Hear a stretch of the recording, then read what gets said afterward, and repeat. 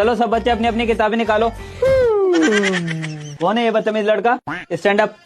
39 जा कितना होता है? सर नहीं पता। नहीं पता? Get out. आज के बाद इस क्लास में दिखना मत। सर एक सवाल का सही जवाब नहीं दिया उसमें गेट आउट। आपको तो पूरी मैथ्स आती होगी। ओबवियसली। मैं भी आपसे एक सवाल पूछता हूँ, अगर आपने उसका सही जवाब दे दिया तो आज के बाद मैं इस क्लास में नहीं दिखूंगा, लेकिन अगर आप सही जवाब नहीं दे पाए तो आज के बाद आप इस क्लास में मत दिखना।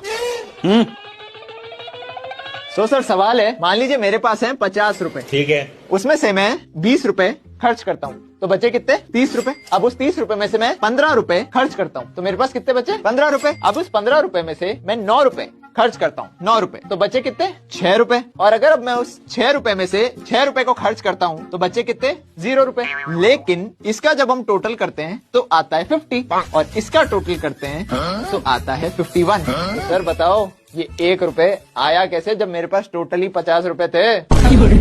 गया। चलो सब बच्चे अपनी अपनी किताबें निकालो। कौन है ये बदतमीज लड़का? Stand up. 39 जा कितना होता है? सर नहीं पता। नहीं पता? Get out. आज के बाद इस क्लास में दिखना मत। सर एक सवाल का सही जवाब नहीं दिया उसमें गेट आउट।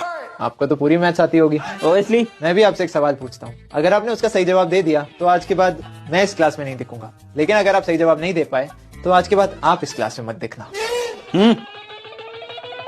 सर सवाल है, मान लीजिए मेरे पास है 50 रुपए, ठीक है, उसमें से मैं 20 रुपए खर्च करता हूँ तो बचे कितने? 30 रुपए। अब उस 30 रुपए में से मैं 15 रुपए खर्च करता हूँ तो मेरे पास कितने बचे? 15 रुपए। अब उस 15 रुपए में से मैं 9 रुपए खर्च करता हूँ, 9 रुपए, तो बचे कितने? 6 रुपए। और अगर अब मैं उस 6 रुपए में से 6 रुपए को खर्च करता हूँ तो बचे कितने? 0 रुपए। लेकिन इसका जब हम टोटल करते हैं तो आता है 50 और इसका टोटल करते हैं तो आता है 51। तो सर बताओ ये 1 रुपए आया कैसे जब मेरे पास टोटली 50 रुपए थे?